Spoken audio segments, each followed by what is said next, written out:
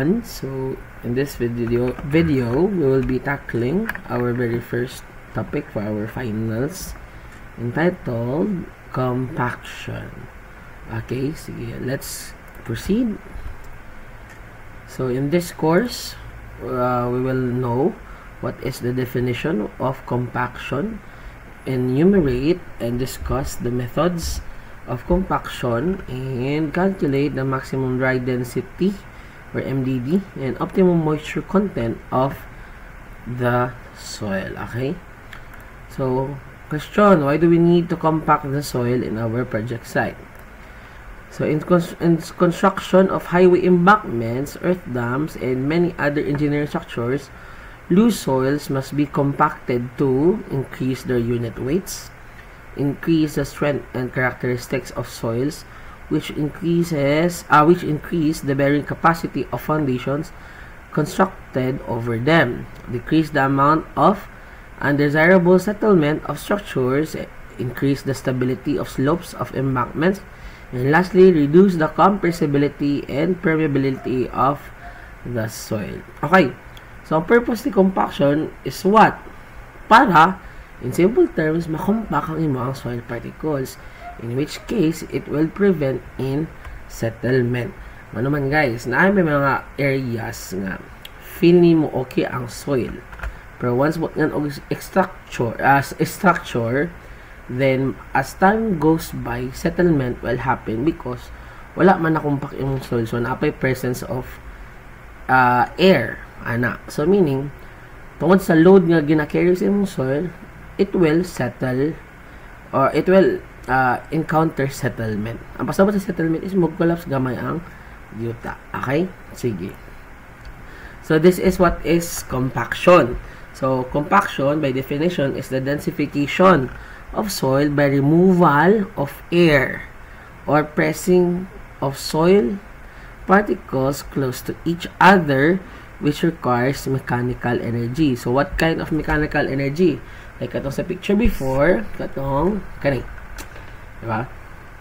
So sa masteral is there are several ground improvement techniques, no, para ma-improve ang atong ground, especially in compaction method. Okay, sige. So natay figure dire nga gi-compare what is consolidation and unsa siya kalahi sa compaction. Okay, so in compaction, rapid process of reduction of volume by mechanical means such as rolling, tamping, and vibration. Sa consolidation, mga good guys, is as you can see in the figure, kung sa compaction, reduction of the volume in the volume of the air, sa consolidation is reduction in the volume of the water. Okay? So sa consolidation, gradual process of reduction of volume under sustained static loading. Sa compaction, the volume of partially saturated soil decreases because of expulsion of air from the voids.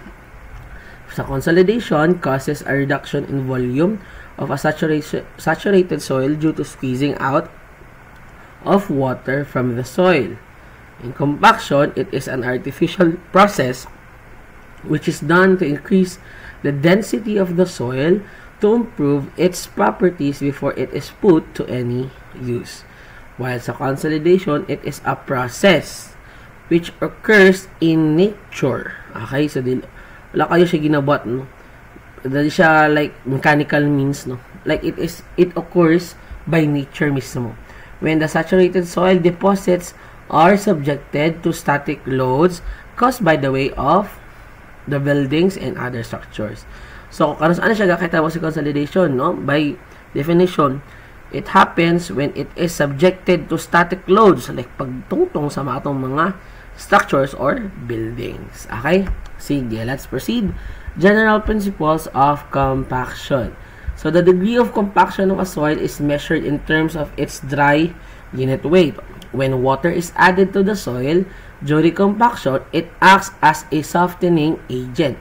Okay, as we all know, pag ang soil, isa ka malang nga soil, diba? Like, for example, kana magdula-dula sa mga sapa, diba? As you all know, ang soil, pag kuhaan lang natin sa yuta, medyo basa, diba na siya? pero dili na to siya marolyo diretso, di ba? Like ano man to magbuhat-buhat ag bola, yeah. Magbuhat-buhat ag bola as bata. So unsa tong ginabuhat?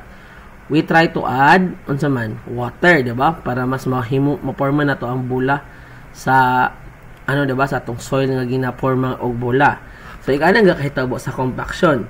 Water is added to the soil during compaction and it acts as a softening agent on the soil particles para mas mapahumok niya ang soil particles, para mas dali na siya mas ma-compact niya, diba? Like atong gibuhat nato sa mga bata pata. The soil particles leap over each other and move into a densely packed position. The dry unit weight after compaction first increases as the moisture content increases. So naay limit gihapon ang compaction na to. So naay certain moisture content or ginatawag na to as optimum moisture content. Di na nato ni basahan na. So naay limit ang murag ang atong compaction gyapon. So didto ra mas mo high atong unit weight or strength sa atong soil pag maabot na ta sa certain amount of water or na certain percentage of moisture content. So dili always nga pag daghan kitag tubig, meaning mo kuan atong soil, diba? Like dili ingon kay daghan og tubig mas mo compact atong soil, no. Always remember katong mga bata, katong example nato atong mga bata pa ta, diba? Pag mas masobraan na tong tubig ang atong ginarolyo-rolyo nga yuta nga bola, mas mo diba, mas dakog chance nga ang soil kay mas mabuak, diba? So igana ga kay tabo gihapon dire. So naali certain amount of moisture content ang needed para mas maabot na to ang maximum moist unit weight. Okay, the greater the unit weight, the stronger the soil. Okay? Sige. Compaction test. So what are the tests nga involve ang compaction? Okay, first one is standard Proctor compaction and modified Proctor compaction. So as you can see here, developed by Proctor in 1933. So as you can see here, is a graph based on the dry density and water content. So ang purpose ani is to look for the optimum moisture content nga that gives a highest peak or highest point of your dry density. Okay, so si modified is by simple by logic lang pagbasa nato is standard Proctor test siya pero gi-modify lang. Okay, sige. So as you can see here sa standard Proctor test, no, this is their ASTM number, ASH2 number, the mold volume in cubic meter and cubic feet, in hammer nga ginid nato, no, on how to hammer nga weight, no, or mass atong kinahanglan para sa ato ang compaction test.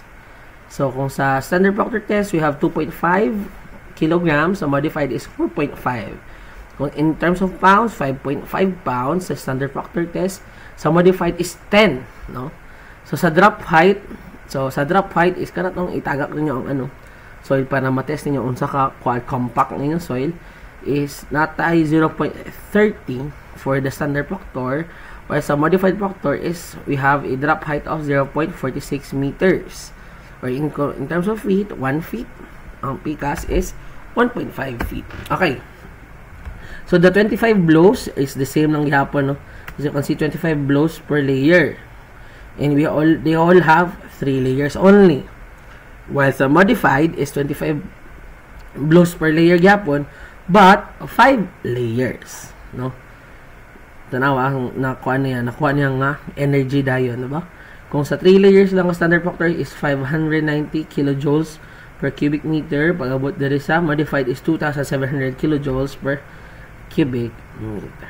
Okay, let's differentiate the duha, no. Asa ginagamit si standard Proctor, it is used for retaining wall, backfill, highway embankments, and low earth dam. So meaning dili ka siya mga heavy load applications, while the modified is for heavier load applications such as airport runways, highway-based courses, and high earth dams. So you can see, airport, unsa ang mga load nga gina-carry ana, ang airport mismo nga building, and ang mga maabotay nga airplanes, ang impact from the ang impact sa airplane nga gikan pa sa air padulong sa yuta. Sa high earth na mas tag-as kini siya sa like sa mga bundokin ni sa nga side para mag-prevent o mga especially sa mga landslide.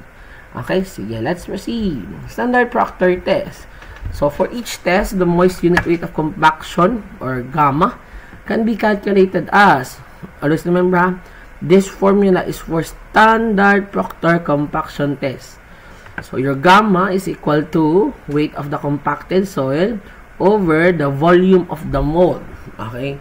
So gihatag na ang volume of the mold katong kaganina sa table. So please familiarize it. And for the for each test, the moisture content of the compacted soil is determined in the laboratory with the known moisture content. The dry unit weight can be calculated as gamma D or gamma dry is equal to the gamma or the moist unit weight over 1 plus the moisture content nga makuha nato sa laboratory over 100. Next, for given moisture content W and degree of saturation, the dry unit weight of compaction can be calculated as gamma dry is equal to GS times gamma of water over 1 plus GS W over S. Guys, lahi na ni siya guys sa inyong formulas nga nahibalaan katong formulas nga important formulas nga 6 lahi na ni siya ha. Kani is for compaction test, especially for standard Proctor compaction test.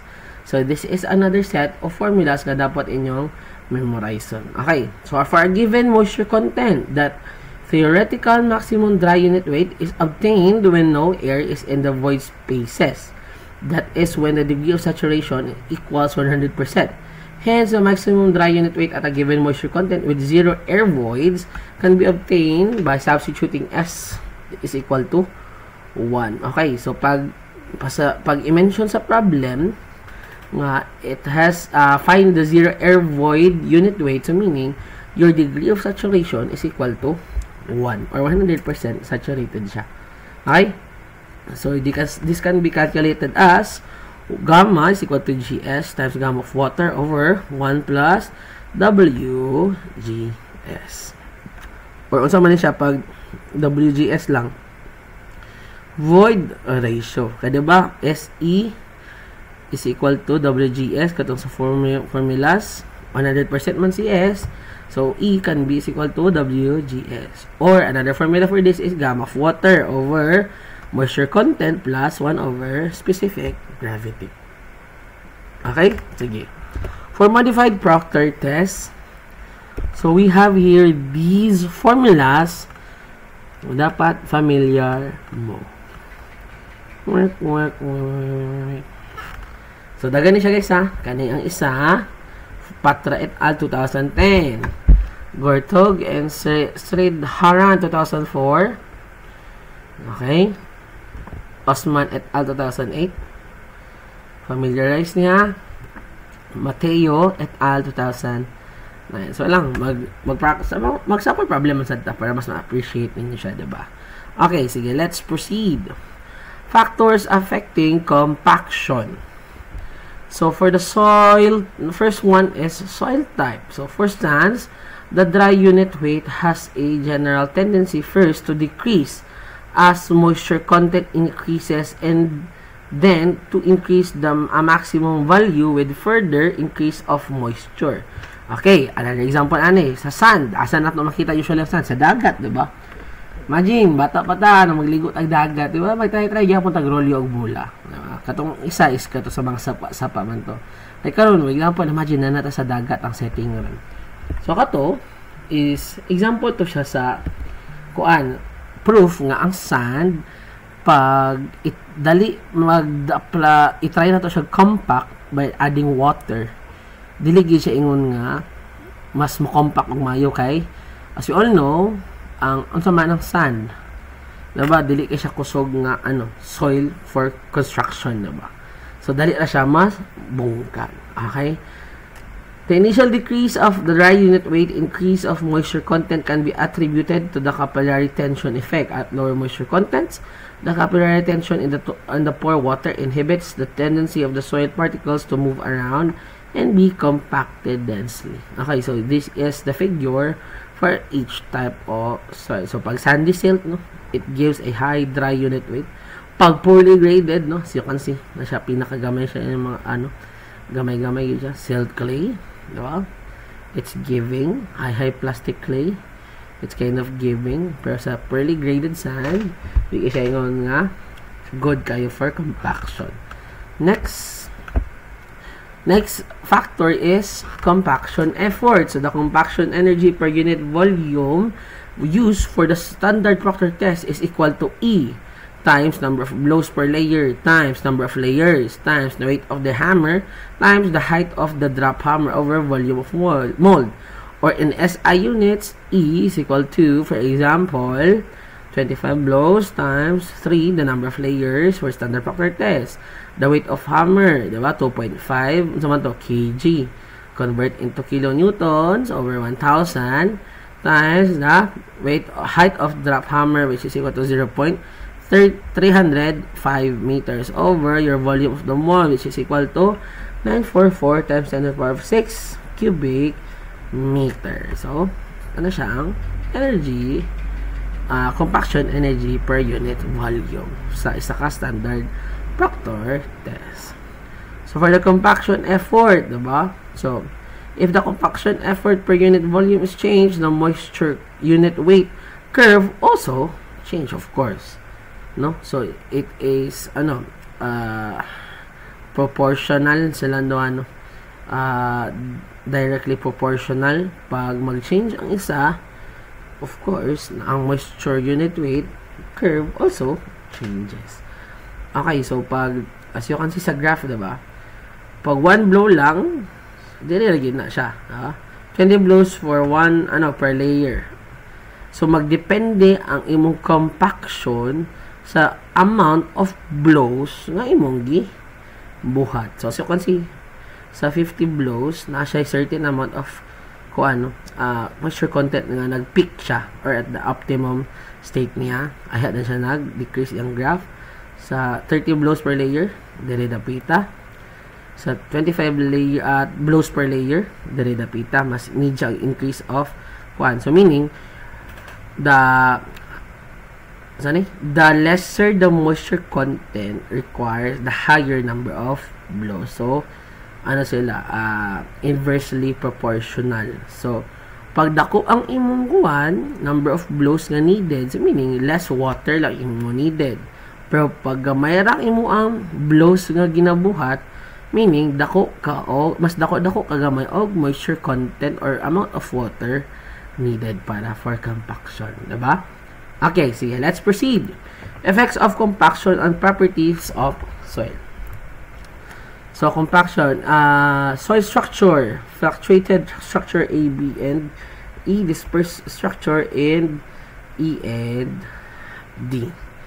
Okay, so as you can see here, compacted density and the molding water content. Okay, sige. So, let's proceed to part. Effect compaction of properties of soils. Next is the strength, no? So, let's, na siya? Sa mga definition parts na siya sa concept, no? Let's focus on sample problems sa hapon. So, the strength samples compacted in the dry side of the optimum tend to be more rigid and stronger than samples compacted wet of optimum. Okay, so pasabot ani kung masobraan imong water, so meaning dili kay siya strong, diba? Of course, nalagi a certain amount of water needed for compaction, as what I've said earlier, diba? As you can see here, no, you mentioned man diri nga the dry side of the optimum tend to be more rigid and stronger compared dito sa mga wet side na niya. So sa graph, for example, diri ang moist optimum content, no? So diri nga side is stronger compared sa mas basa-basa nga side. Okay? Next is compressibility.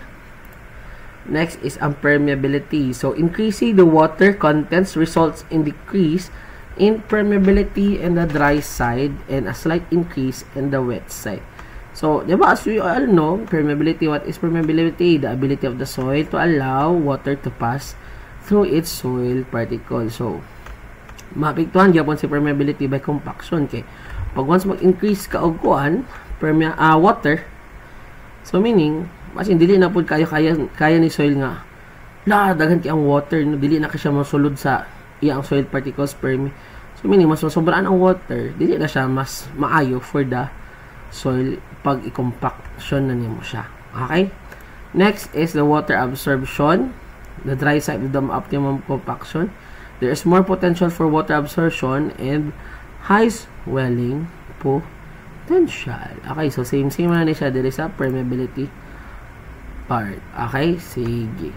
Now, natong question, pasabot ka ganina nga at up the optimum kuan niya state.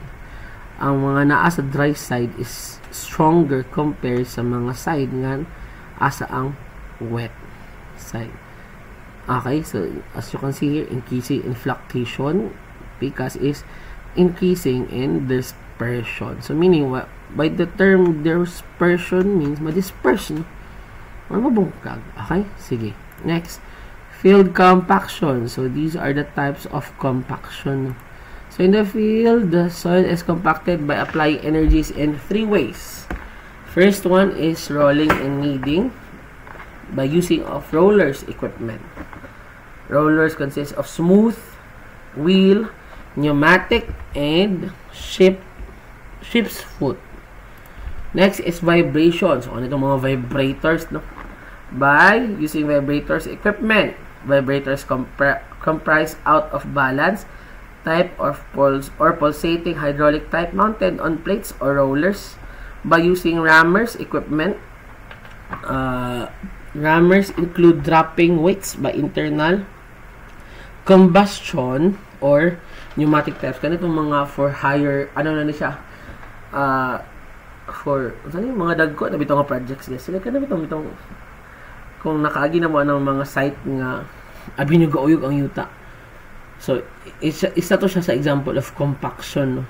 Nga nasa lagi ginataga kung mamurag bugat nga butang from the top. For example, diri ang si soil. Diri si soil. So, nasa ginataga nga bugat nga kuan nga part sa ubos para kani siya nga part, diba? Is ma-compact na siya.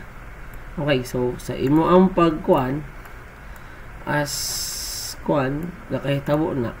Kung sige kahitabo sa imo ang sa imo ang soil. Okay, so this is ang heavy na butang. This is your soil. So unsay effect aning kuan? Ang effect ani niya in the very top layer. Ang iya ma-feel gid is kana nga part. Ang face gid ani pod niya. Pero as time goes by, may tabana is ang impact sa imong ang bugat nga butang sa soil is pa-diagonal na siya. Paano?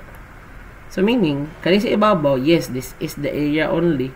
Pero sa ubos is dako na kaya makompact nga mga area sa lalong-laluman pa sa iyang top layer. Okay? So much for that. Ako na magipakita unsay gakahitabo gyud sa ubos sa soil nimo pa mahitabo ng mga ramming. Okay, sige.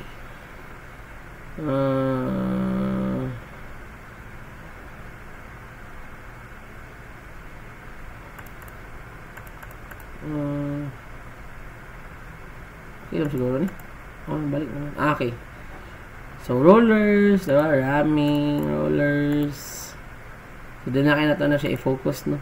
But please, of course, for your exam, please read na lang kung unsa gini siya sila. Okay, sige, vibrators, vibrator rollers, vibroflotation. Okay, so, special compaction technique. So, we have here the vibroflotation is a technique for in situ densification of thick layers of loose granular solid deposits, and it was developed in Germany in the 1930s.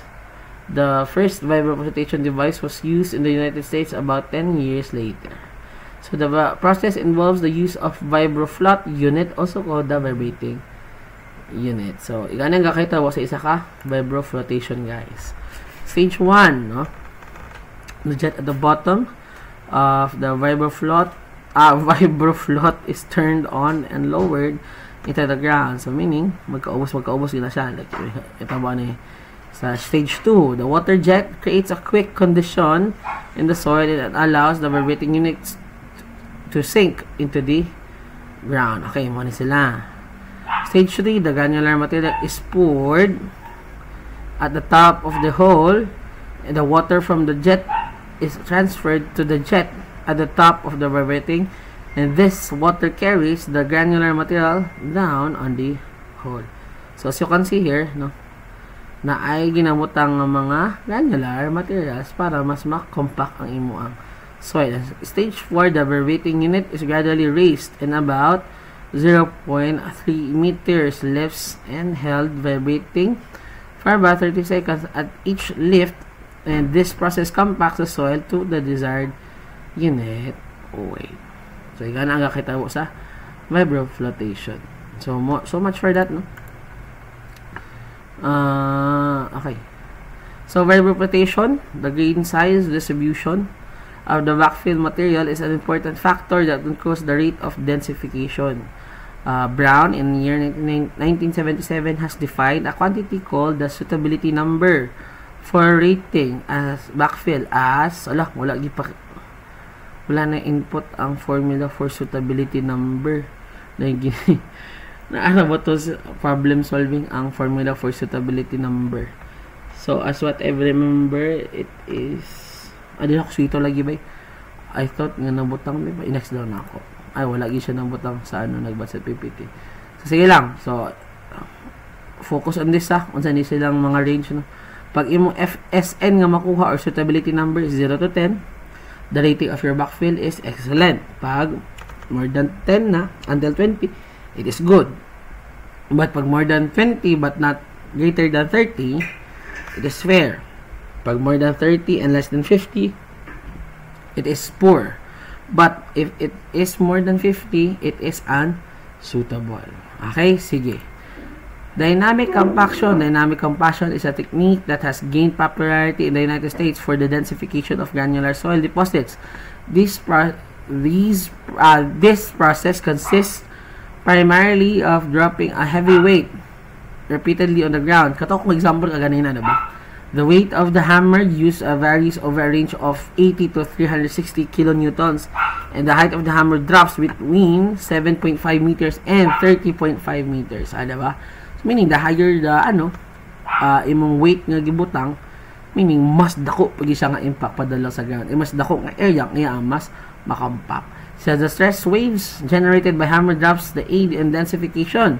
The degree of compaction achieved at a given site depends on the following 3 factors. The weight of your hammer, the height of the hammer drop, of course. Kung 7.5, of course, don't expect na dako gid siya area nga mas makompact niya. And the spacing of locations at which the hammer is dropped. Importante mo gud ang spacing, guys. Ano man? Excuse me. Example, okay, weight ni, another weight ni. So, soil. Pag matagak na, yes, yan na ang yang hitabo. Pero pag matagak po na, diba, mas makuan ni, mas iganagyan po yung impact. So, meaning, na ay certain areas nga magbangga ang ilang mga makakait nga mga, makompact nga mga area. Meaning, na ay certain issue, mahitabo, dari nga, side sa soil, meaning pwede siya imbis compact na siya, pwede pa siya ma-disturb. Okay, yes, oo, na compact na siya pag natagak ani, pero pag matagak ani, kaning nga side is maapektuhan pa man siya because of this weight. So meaning ma-disturb pa kaning nga area of your soil. So much for that, no? Ako lagi pakita kasi makita mo need ang spacing of locations at which hammer is dropped. Let me erase muna. Okay, sige. Leonard Cutter and Holtz in 1980 suggested that a significant depth at influence for compaction can be approximated by using the equation B is equal to, where D is the significant depth of densification, is equal to 1/2 times square root of WH or the dropping weight in metric tons dapat times your H in meters. Okay? Sige, let's proceed. The suitability of various methods of compaction. So, these are the types of suitability of various methods of compaction. Number 1 is for cohesionless soils. So, sa cohesive soils yan, ang mga, ang saba?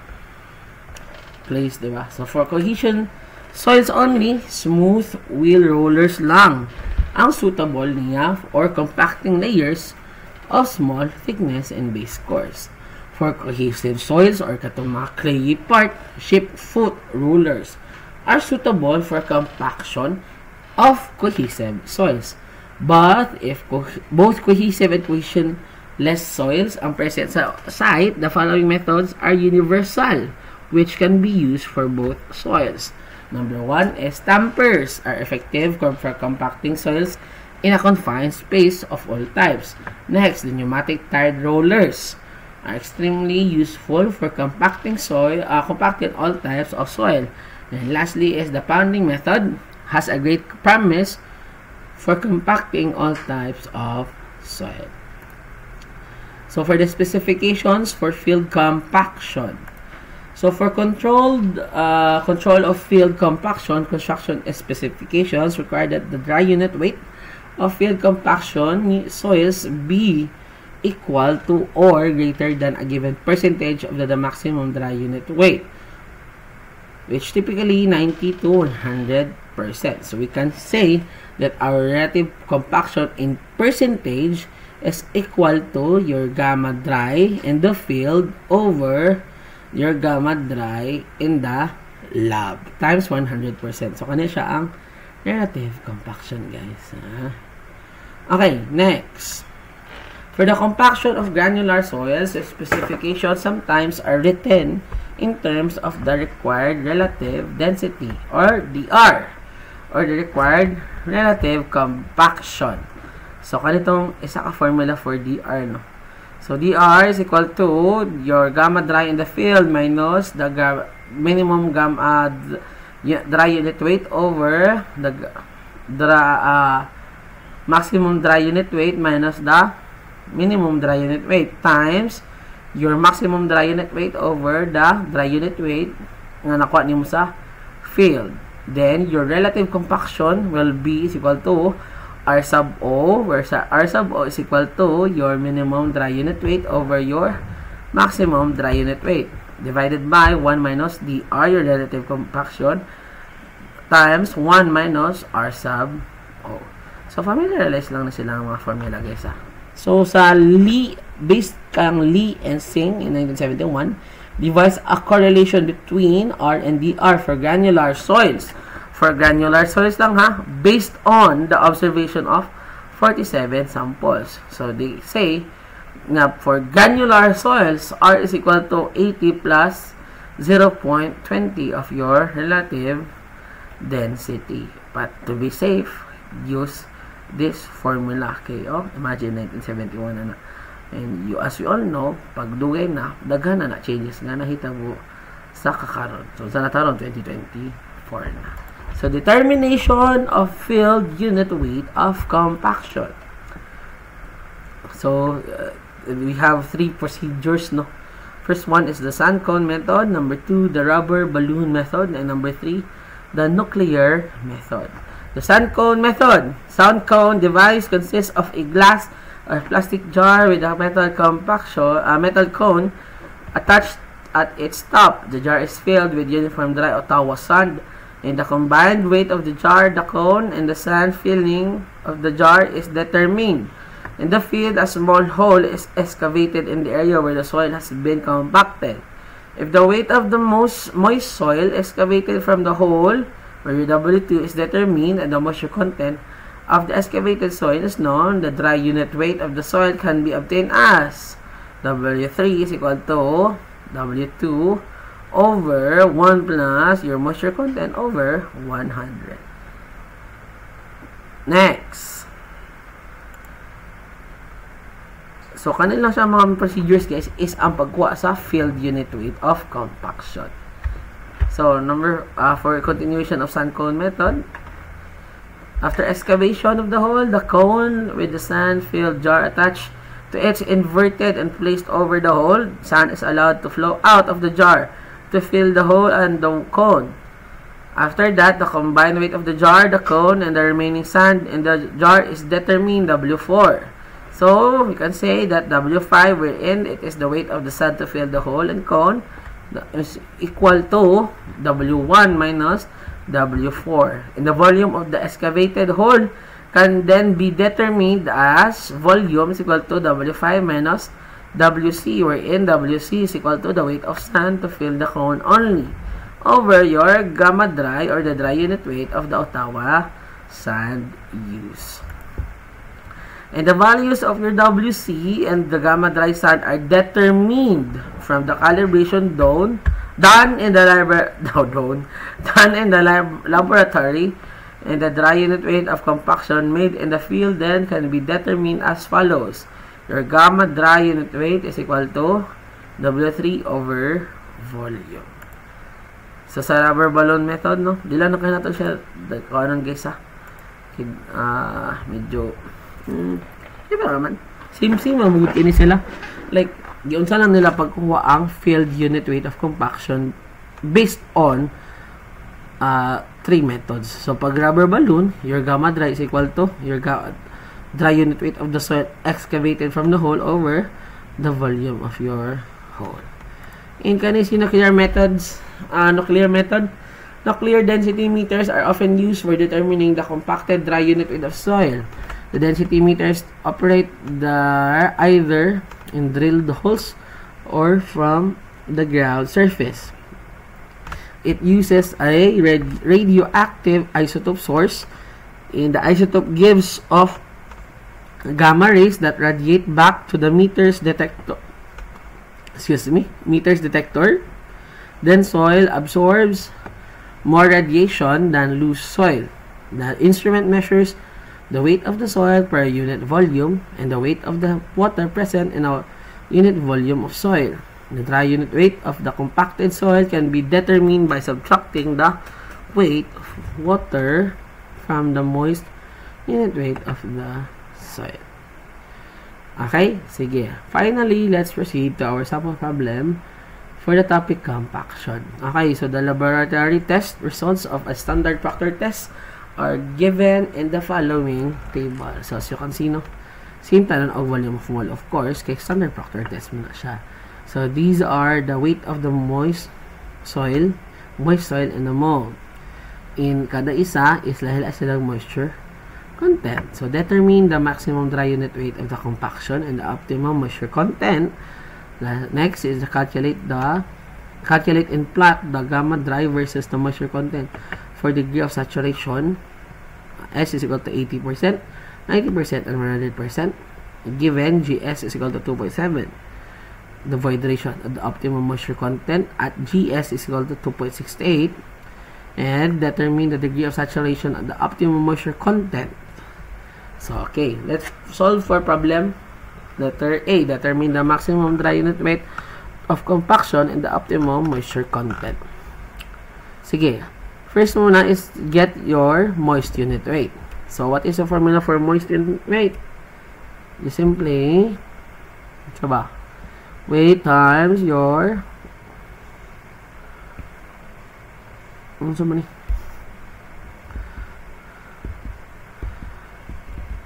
hindi ko sure kung basta yung mali sa PPT-an.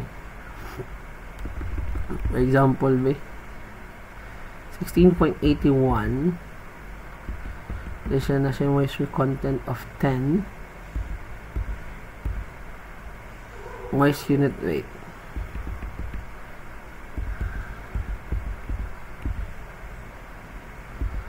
Hindi ko sure, amurag na yung mali ani ay.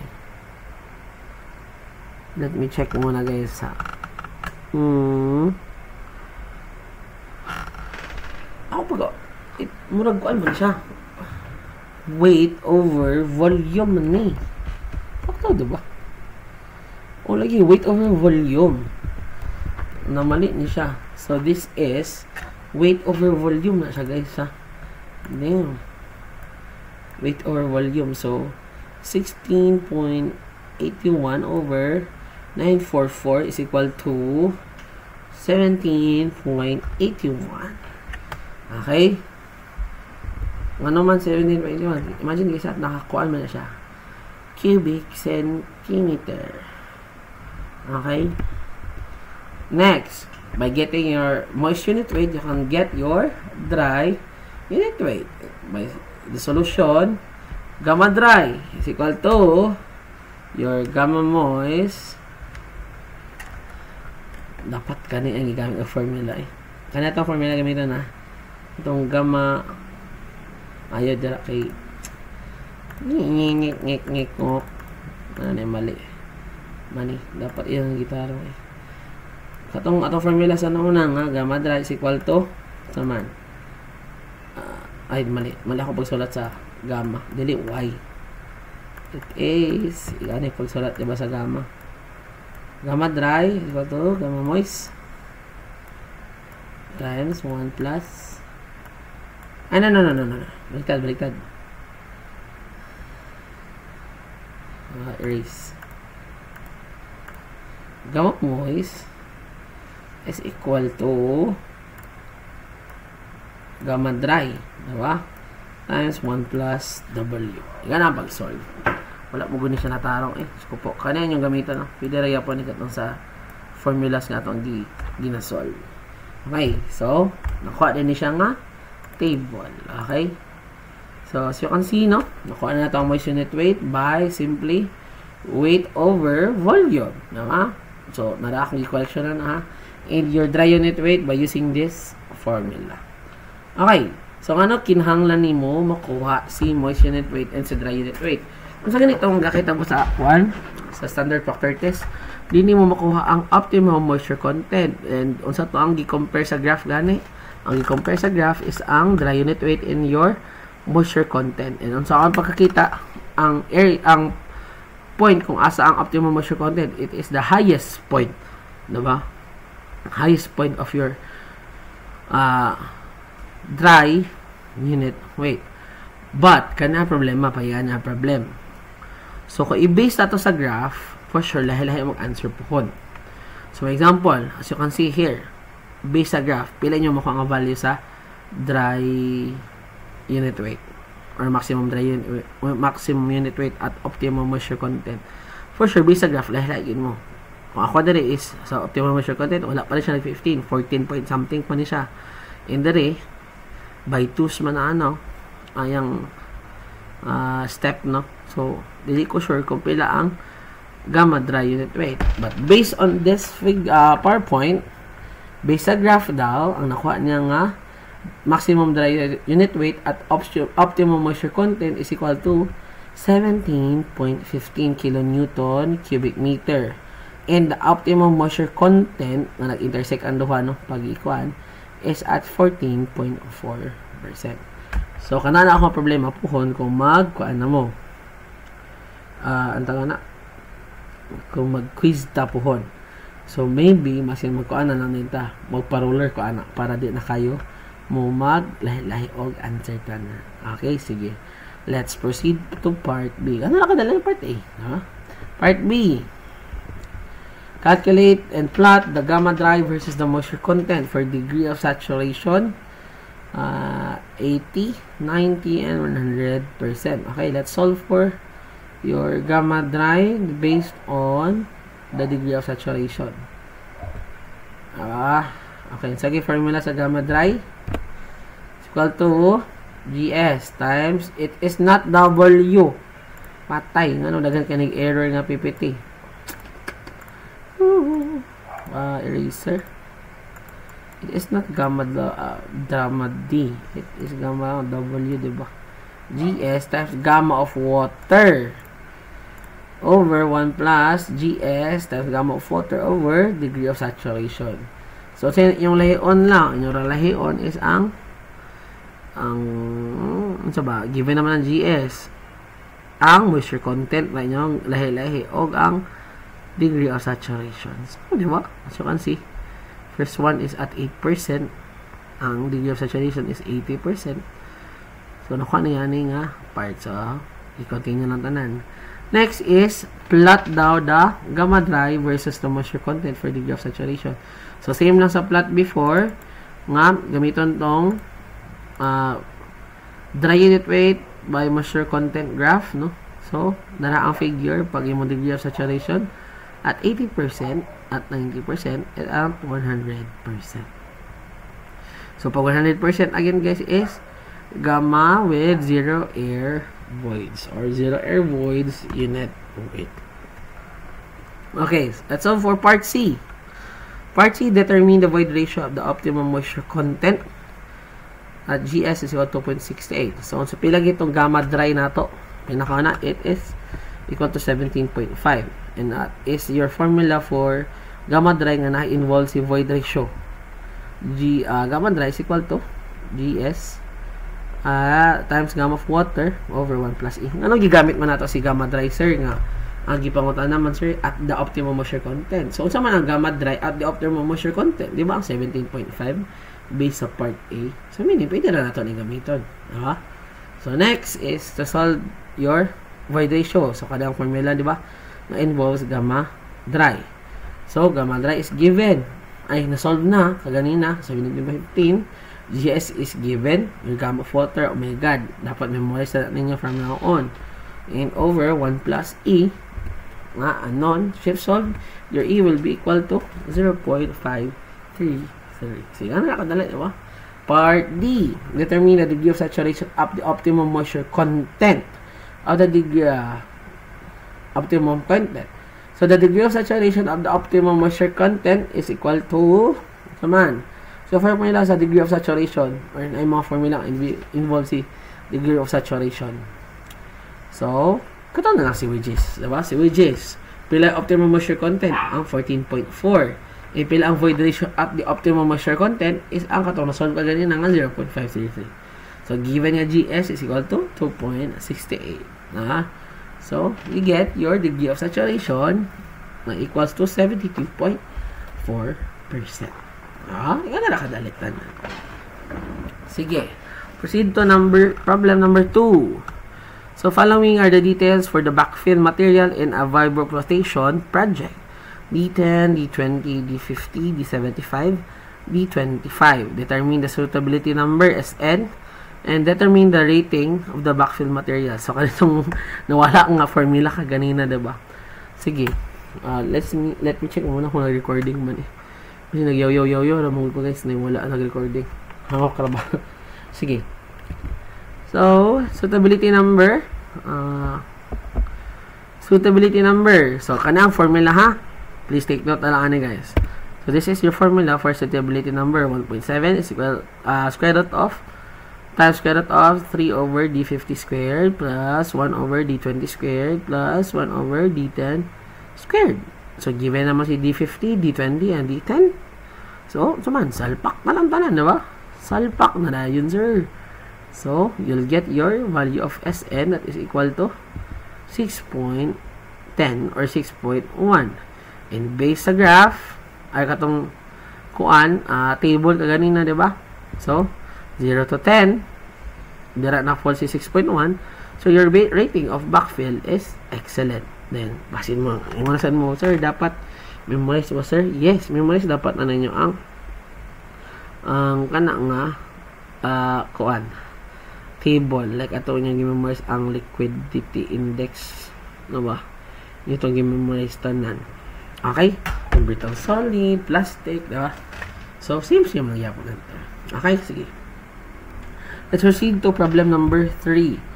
The maximum and minimum dry unit weights of a sand were determined in the laboratory.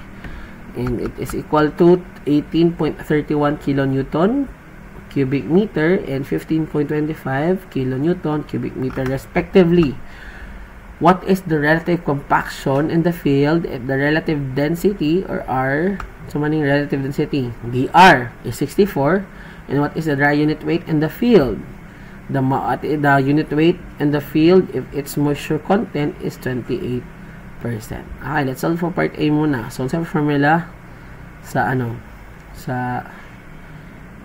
at sa itong need na to is ang RO, diba? RO is equal to relative compaction or R lang dai. Ang R, diba? So, need na to si RO. Nga naman, kinatay formula nga involve si RO and si relative density, diba? So, RO is equal to your minimum dry unit weight and your maximum over your maximum dry unit weight. It is equal to 0.08329. So, kani ang formula, diba, sa relative compaction? RO over 1 minus DR. DR is given kaganina times 1 minus RO. So, you get your relative compaction in the field as 93%. 93.3% or 0.933. Next is the dry unit weight in the field. So, formula for this, R is equal to dry unit weight in the field over your gamma dry or the dry unit weight in your laboratory or max in the laboratory.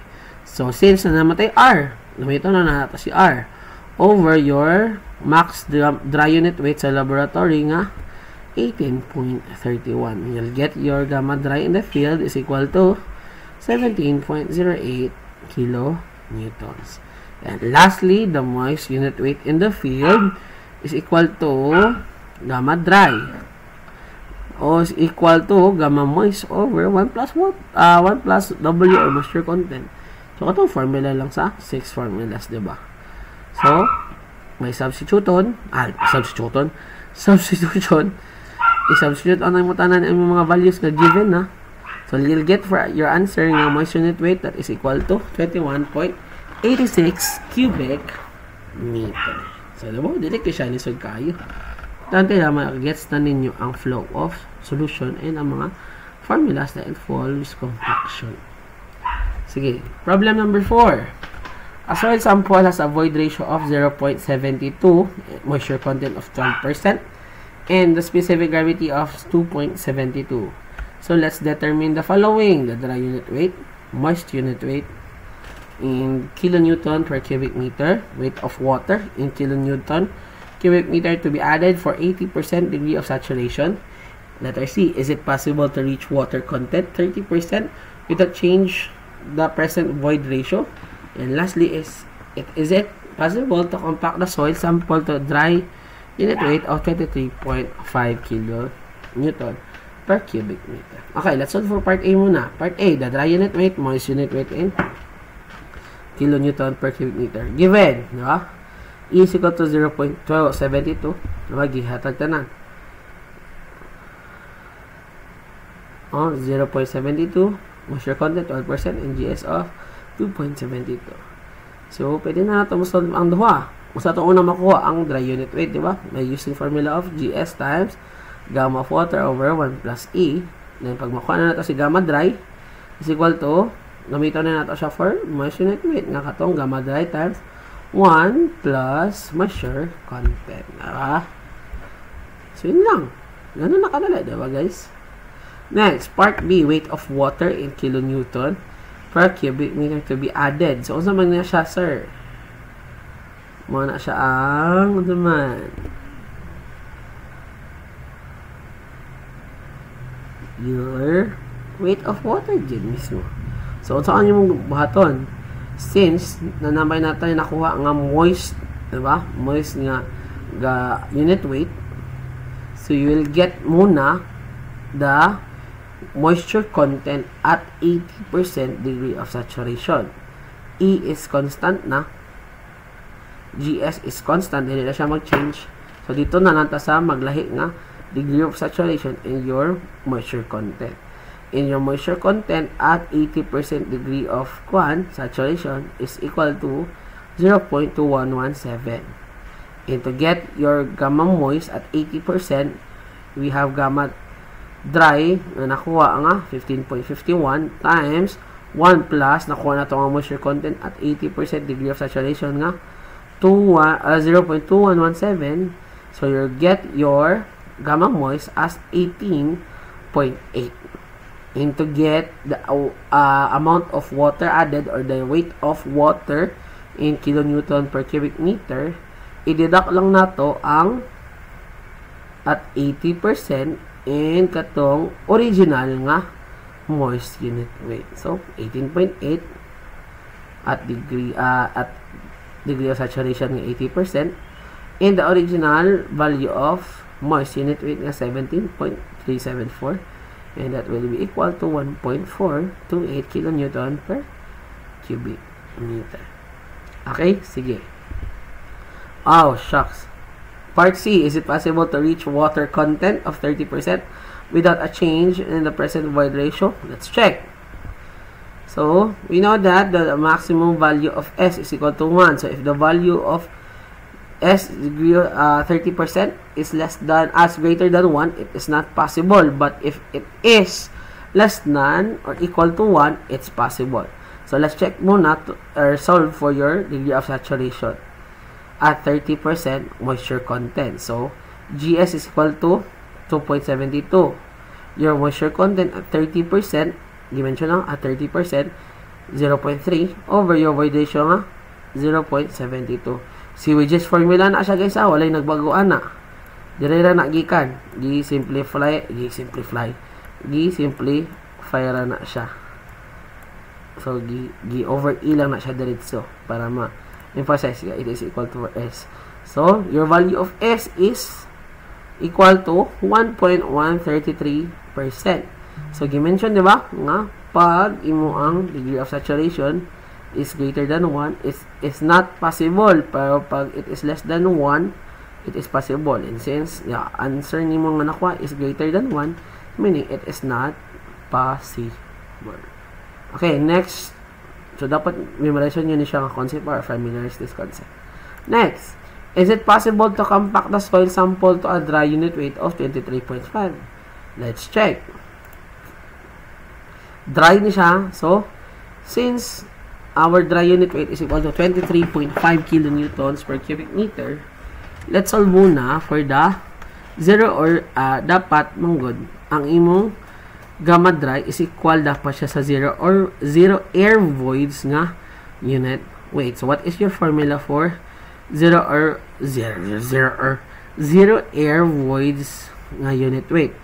O sige, pasabot ana, your degree of saturation pag 0 air voids is equal to 100%. I-mention ko na kanina. So, your formula for that is GS times gamma of water over 1 plus E minimum, where E minimum is equal to GS times W over S max, diba?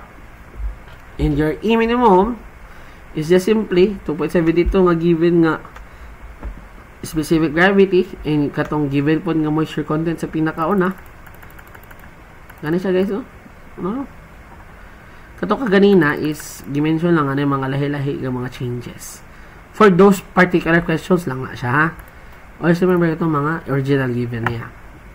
Over ang S nga, katong dimension, pag 0 air voids is 100% or 1. So, your E, or void ratio nga nakuha is 0.3264. So, by getting the E minimum or your void ratio, you'll get the value of your unit weight with 0 air voids is that is equal to 20.12 and that is less than 23.5. So meaning, since dapat sa condition is your gamma dry is equal dapat siya sa unit weight nga with 0 air voids. So meaning, since dili siya equal, it is not possible. Okay? Sige. Last problem.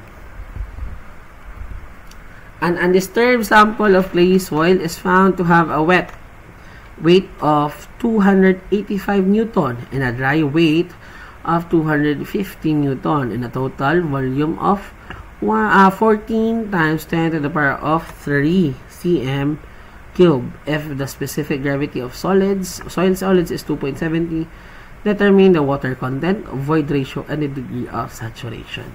So, meaning, una na itong solve is si kuan yun, water content. Aya din si, hindi ko sure kung si void ratio ba or si degree of saturation. Sige, let's check. Since naman tayo wet, diba, nga 285, dry nga 250 Newton, and your volume nga equals to 14 times 10 to the power of 3 cm cube, and your GS is equal to 2.70. Since na naman ito yung weight of wet and dry, so meaning, makuha na to ang moisture content una. So, wet weight minus dry weight over dry weight times 100. So, you'll get the value of your moisture content of 14%. Next, you'll get your gamma dry. No?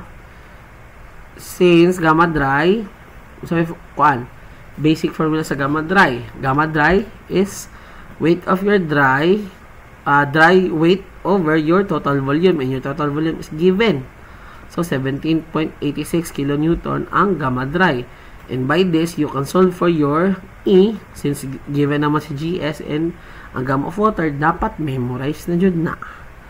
So, by shift solve, makuha mo si E nga, 0.483. And lastly, after that, is kuha mo si degree of saturation by Sewage formula. Ilaki, dili Sewage, di ba? Dapat Sewage lang or Sewage. So, makuha mo si degree of saturation by nakakuha na void ratio ng 0.483. And given naman si GS and si moisture content nga na-solve nimo ganina nga is equal to 14%. So, you'll get your degree of saturation that is equal to 78.12%. Diba? So, ikaw na siya kasayon. Hindi na siya gabi ka-lesson si compaction. As long as may familiarize yung concept, nasabtan lang kayo ninyo, and nothing to worry about. So, if you have any questions, don't hesitate to ask me. So, GC lang dito guys, kay ayun na PM. Kay dagan ko manggod sa PM nga dili na ko ma-reply kay medyo busy upod ko, dili na ako siya maano dito. Siya nang ko sa GC kay dali ra gid ako siya makita dito. So I hope